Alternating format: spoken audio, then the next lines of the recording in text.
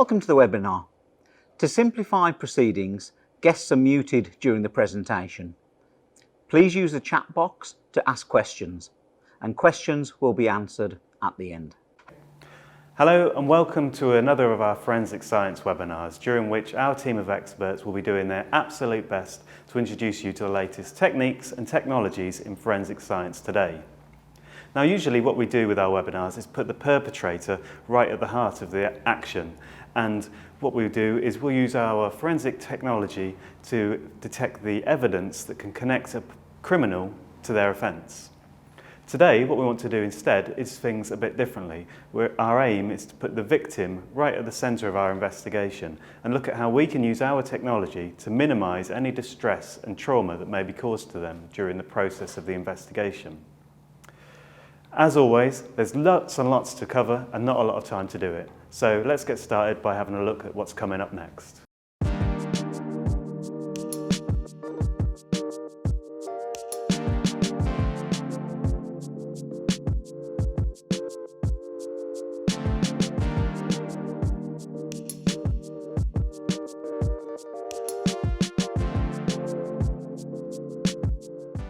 Towards the end of last year, you may have noticed in the news reports of a forensic nurse and associate professor at George Mason University who had made the news having discovered a new technique for detecting bruising on dark skin tones.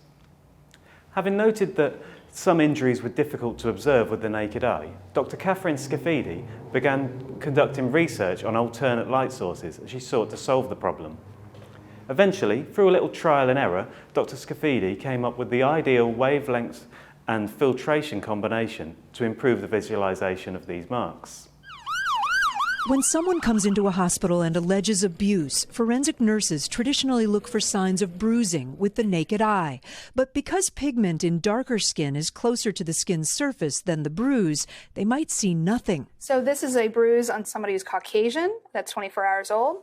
This is a bruise that's made on somebody who's African American, 24 hours There's old. a bruise there. There is a bruise there. You can't see it with the naked eye at all. You can't see it. Professor Catherine Scafidi is at George Mason University. By relying just on our eyes to see a bruise, unfortunately, we are creating a disparity in how we're able to detect injuries across diverse populations. That can lead to differences in legal outcomes for these particular survivors. Whether someone's prosecuted, goes to jail for a crime. Yeah. Jolie pushed for money in new federal legislation to expand research like Scafidi is doing. So here we are in my lab, and this is a student of mine, Taylor, who has a bruise. She's been studying using alternate light sources to more easily identify bruising on darker skin. Let's look at it with alternate light and see what we find. Turn the lights out.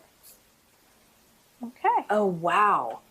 It pops out. Scafidi worked with Texas A&M to study various wavelengths of light. What did you find? We discovered that violet light and blue light, when viewed through yellow goggles, increases the odds of detecting bruises up to 5 times compared to the white typical lighting we would use in an exam setting. Here at Foster+Freeman, we've been advocating the use of forensic light sources for exactly this purpose for at least 20 years.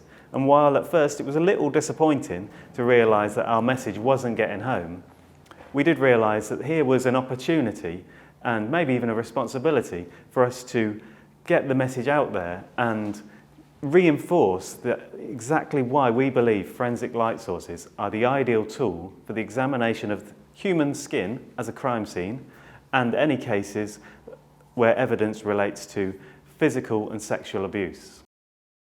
Bite marks and bruising are amongst the most common types of soft tissue injury incurred by victims of violence. In fact, it's been reported that bruising is present in 90% of physically abused children. Bruises can often appear as a bright blue-purple mark on the skin. However, the visibility of a bruise is linked to timing. Some bruises may take a little time to show themselves. By the next day, the victim has usually returned home and evidence is lost which may support their history of assault, if they do not choose to return for photographs. While in other cases, the colour of a bruise may fade over time.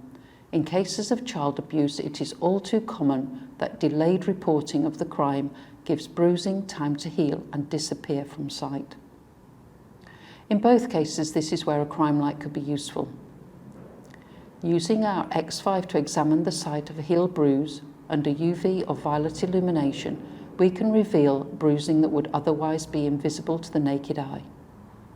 This is because a bruise is caused by blood being lost from the intravascular space into the skin and subcutaneous tissues. And while the healing process has removed all traces of this from the outer-facing epidermis, the low waveband illumination is allowing us to see through the top layers of skin to reveal the trauma below. It has even been demonstrated that in some cases, UV examination of bruising can enable the examiner to estimate the shape of the object that caused the bruise. This type of evidence can help us to build a case context when attempting to discern what may have happened to the victim. Further examination of the body using the Crime Light X5 can, in addition to bruising, also allow us to better visualise scratches, cuts, bite marks and puncture wounds, and trace evidence such as fibres. Using the X5 in combination with a UV-sensitive camera, we can utilise the effects of reflected UV photography to visualise evidential marks on areas of the skin that might otherwise be difficult to see. For example, the bruising of a bite mark might be obscured by the presence of a tattoo. If we illuminate the surface of the skin using a UV light source and then observe via a UV-sensitive camera equipped with a lens filter that allows only the UV light to pass, blocking all other wavelengths, we can reveal only the bite mark. This is because the tattoo resides deeper in the skin than the UV light is able to penetrate. The same is also true of birthmarks.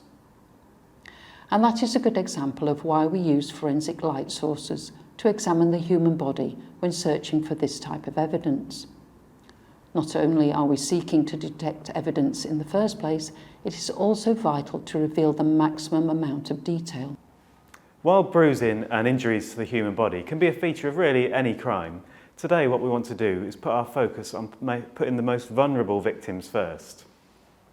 According to the West Mercia Victim Support Team, many victims of physical or domestic assault don't feel comfortable, confident or safe to go straight to the police immediately following an offence. On average, they believe that victims of domestic abuse will wait until they've experienced at least 50 offences before they turn to the police for help. These victims are incredibly vulnerable, and there are many complex reasons as to why they don't want to come forward to report their crimes. So when they do, it's of the utmost importance that we treat them with care and respect. Last year we spoke to Sam Charles, a forensic examiner at the Glades Sexual Assault Referral Centre, or SARC Centre, in Worcester. We asked her about how a typical examination is conducted.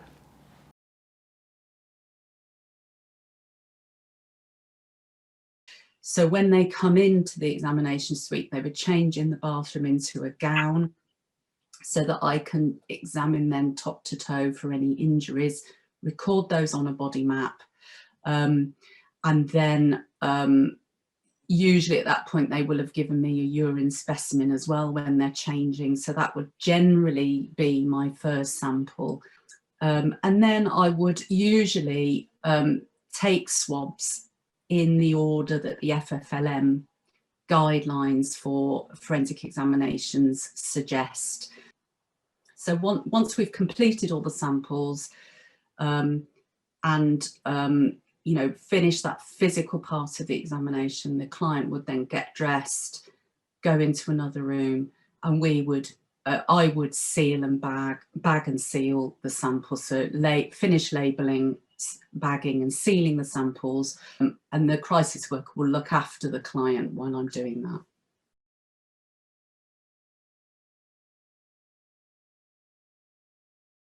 It is very common to have bruises that the clients say are bite marks, especially to the neck and breasts on female victims. Other very common bruises are, if the assault has been violent in nature, there's quite often bruises over bony prominences, so knees, shins, hips, elbows, quite often we might find fingerprint type bruising on upper arms and around wrists. If it's been an outdoor assault, quite often people have abrasions from falling on ground outside, or you know, hands, if they've had to put their hands out if they've been pushed or something like that.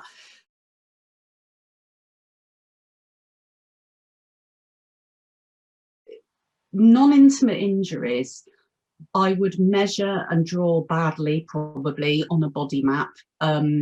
Really just that they do, a copy does get submitted to the police, but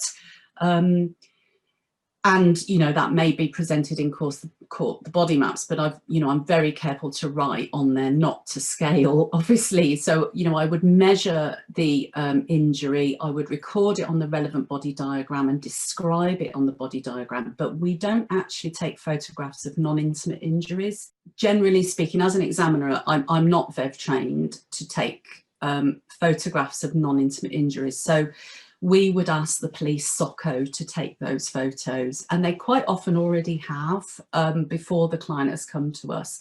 If it's something that's non-intimate and obvious and the client is aware of, they say, look, I've got this terrible mark on my neck, he bit me, that, they would hopefully have taken a photo. But if I find anything else, any bruises anywhere else, or abrasions or lacerations or anything that are non-intimate, that the police haven't photographed, as part of my handover back to the police, I would say, right, there are some injuries that need photographing, can you arrange that?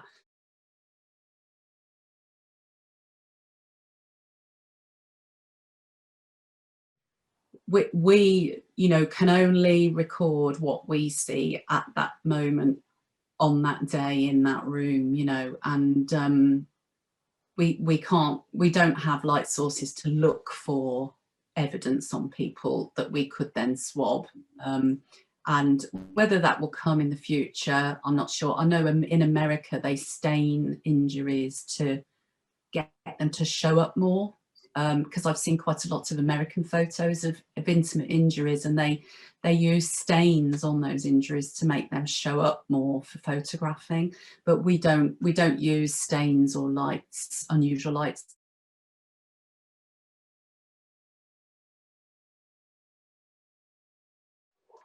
I think it's kind of making sure that you really know what the story of what happened is, and that really helps the police and the scientists that are examining the samples to focus on those swabs that are most likely to give, some evidence. As I say, we could just swab people from head to foot and submit hundreds of samples, but that's not cost effective, and it's also, it doesn't help you to focus in on the most likely samples to test. Hearing those insights from a SARC professional, I was immediately struck by two things. One being that the reliance upon swabbing for evidence, and obviously the fact that some evidence or some swabs may not even be processed due to cost implications. But also I was surprised to learn that many forensic nurses just don't have the training or the expertise or the equipment to photograph injuries on victims, and instead refer them back to the SOCO or police scene of crime officer. There's a huge knowledge gap here, and a lack of training, a lack of equipment that could be solved quite easily through the introduction of a forensic light source. In any case where the human body itself is the crime scene, a high-power fluorescent light source can be used to better visualise bite marks, bruisings and puncture wounds, as well as other traces of body fluids that might relate to a physical or sexual crime.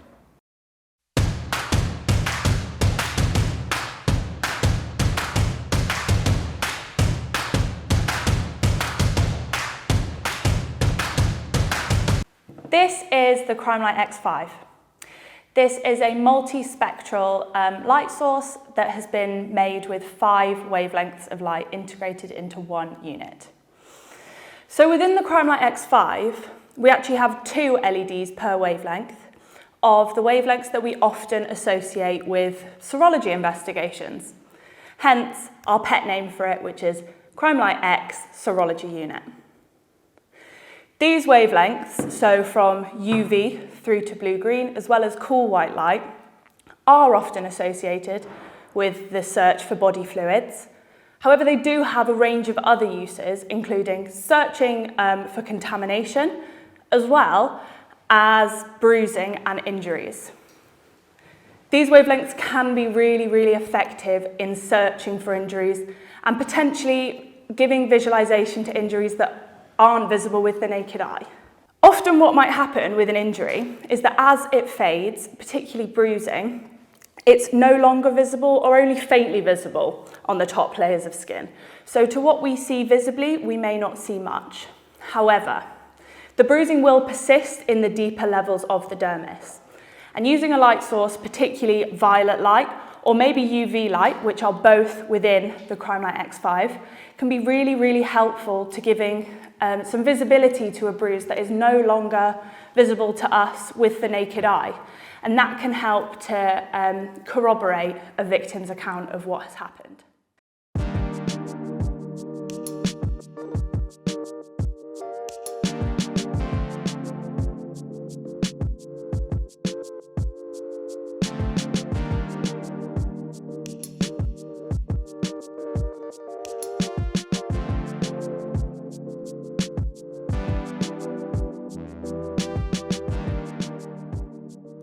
What we'll start with is a simple white light search.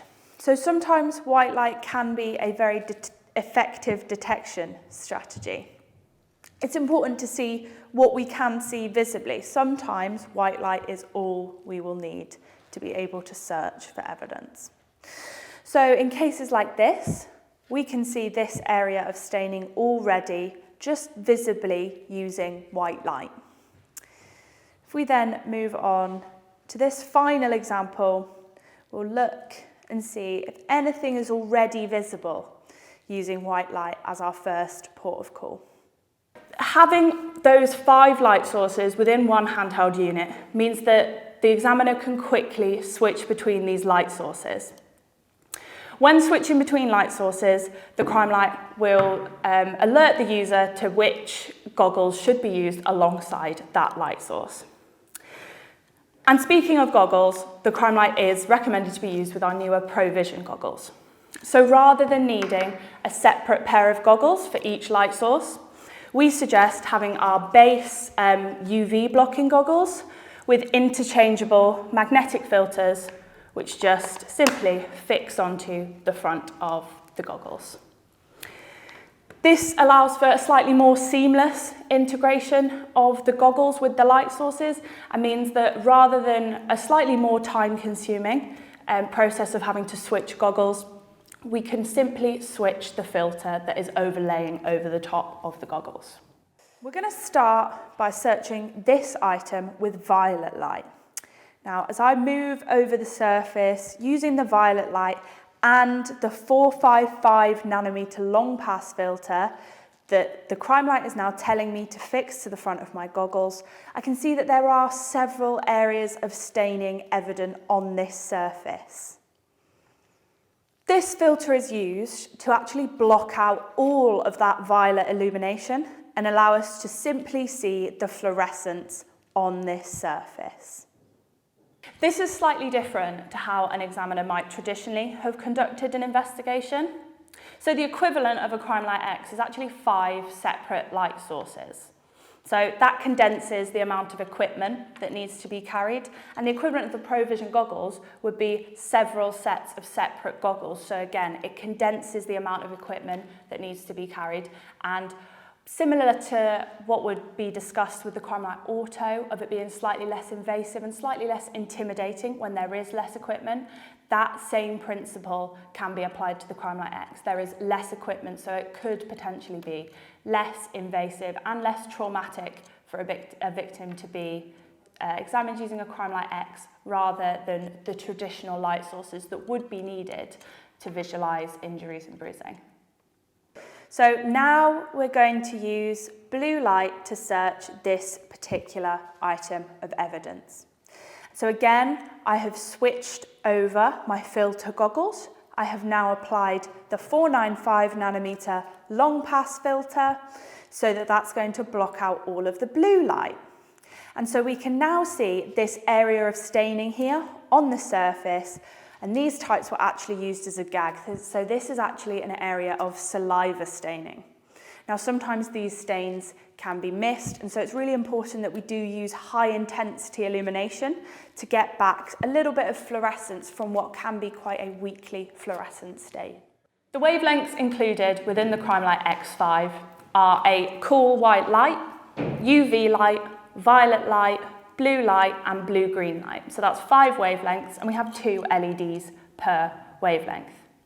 Now these are the same wavelengths that we actually traditionally use across our CrimeLight range. So they're familiar wavelengths to our customers, and these can be used, yes, for the examination of a victim, but these wavelengths also lend themselves particularly well to the examination of garments when searching for things like body fluids, things like biological residues. Many of these fluoresce from UV through to blue-green, and that's why these wavelengths have been included in this particular product, is to mean that it's a little bit more appropriate for a much more specific type of investigation.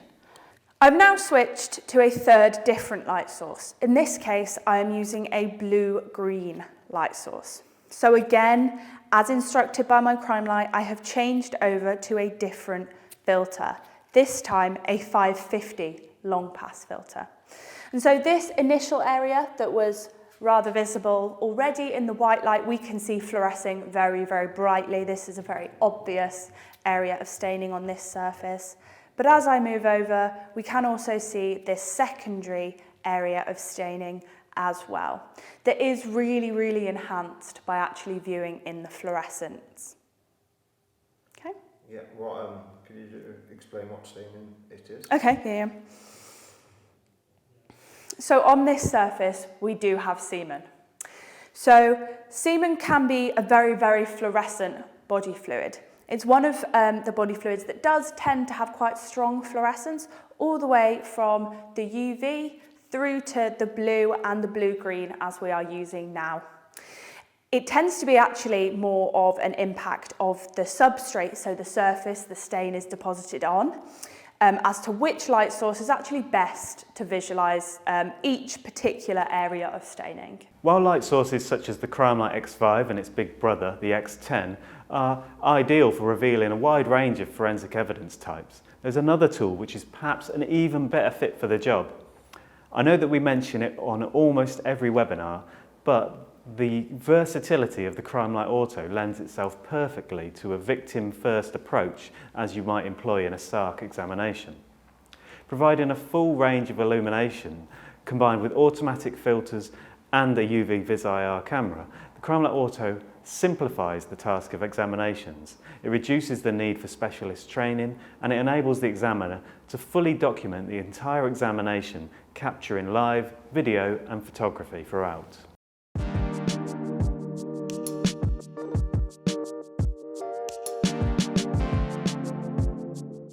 I'm going to demonstrate searching for evidence using the CrimeLight Auto on 2 different examples. On this first substrate, I'll begin in white light. This allows me to achieve a true representation of what the surface looks like visibly. It may be beneficial to capture images or videos of the visual appearance of the evidence before searching across the spectrum. UV light is then selected along with an appropriate long pass filter. Focusing is done simply by tapping an area of interest on the screen and an image captured by pressing the camera icon. As the wavelength of illumination is changed, an appropriate long pass filter is selected and automatically applied by the CrimeLight to allow the examiner to concentrate on searching for evidence. Where alternative filters may be appropriate, like in this case, a 530 band pass filter may also work to increase contrast. This will be highlighted by outlining in white.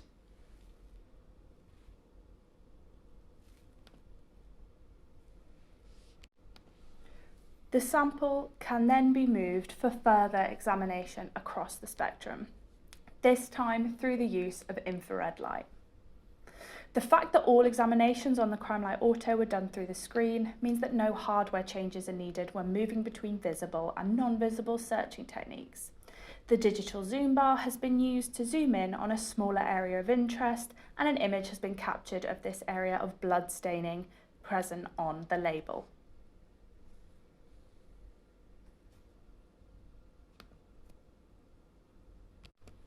This second item is a pair of red tights. Beginning the examination again using white light, there isn't really any contrast visible within this area. Once the light source is changed to ultraviolet and an appropriate long pass filter is applied, the fluorescence from this semen stain is visible on the surface. In fact, we often expect to see biological staining in the UV through to the blue part of the spectrum. Depending on which light source and filter combination will give the optimal contrast between the stain and the substrate. Images can be easily captured of each stain at the click of a button. Once light sources of longer wavelengths begin to be used, the staining on this particular substrate becomes less visible, and in this case, nothing is actually seen when light sources like orange or red or infrared are selected.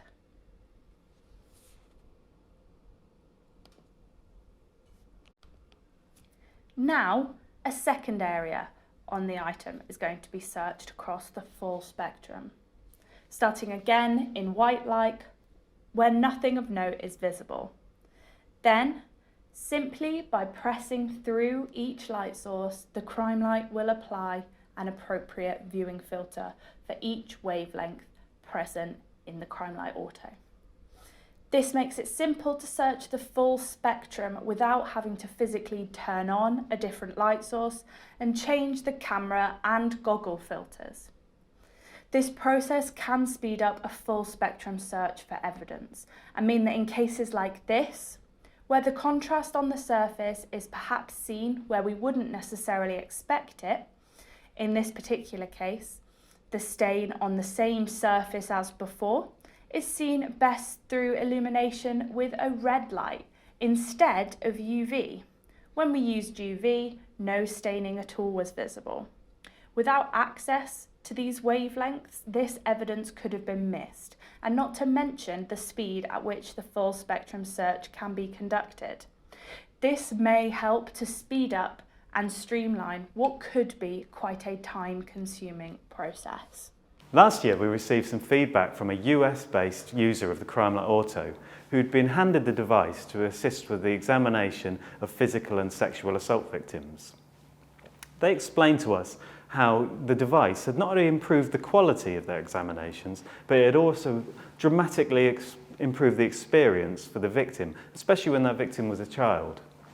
Previously, examinations had been time-consuming and somewhat uncomfortable, but using the Auto, where they were able to combine the use of a camera and the light source, the examinations were fast, effective, non-invasive, non-contact. In short, the technology allowed the examiner to put the victim first. Thanks for attending today's webinar. I hope that it's helped you improve your knowledge and understanding of how forensic light sources can be used within a SARC environment and to examine the human body as a crime scene, whilst minimising the distress and discomfort for the victims. Next up, we're going to switch over to the live camera for a Q&A section of the webinar. If you can enter your questions into the chat box in the bottom right-hand corner of the screen, we'll do our absolute best to answer them. Please just bear with us for a moment while we switch over to the live camera.